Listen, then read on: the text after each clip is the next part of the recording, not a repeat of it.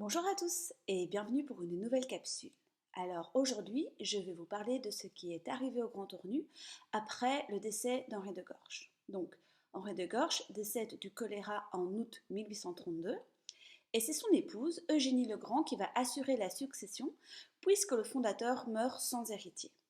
Très vite, elle a soin de placer ses propres neveux à la direction de l'entreprise.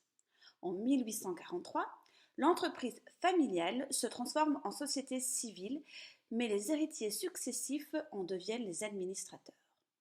Jusqu'à la Première Guerre mondiale, le Grand Ornu prospère comme tout le bassin minier, et la population progresse. Mais l'entre-deux-guerres voit éclater des crises sociales et économiques.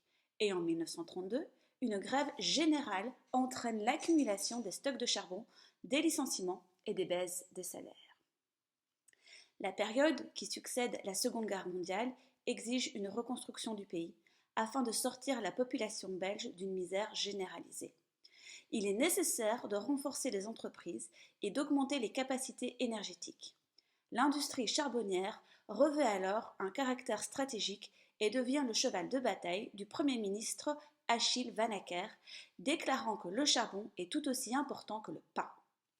Or, après la guerre, les conditions de travail prévalant dans les mines ne sont plus acceptées par les Belges. Pour gagner cette bataille du charbon, Vanacker va voter l'interdiction des grèves dans les mines et l'apport d'une main-d'œuvre étrangère pour pallier à la défection de la main-d'œuvre locale. Cela commence par la mise au travail des prisonniers de guerre allemands pour arriver aux accords belgo-italiens en 1946.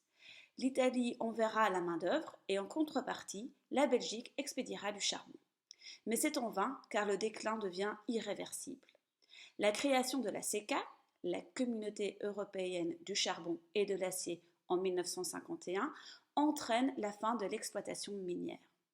Les mines du bassin Borin sont parmi les premières à fermer leurs portes, même si le gisement est loin d'être épuisé.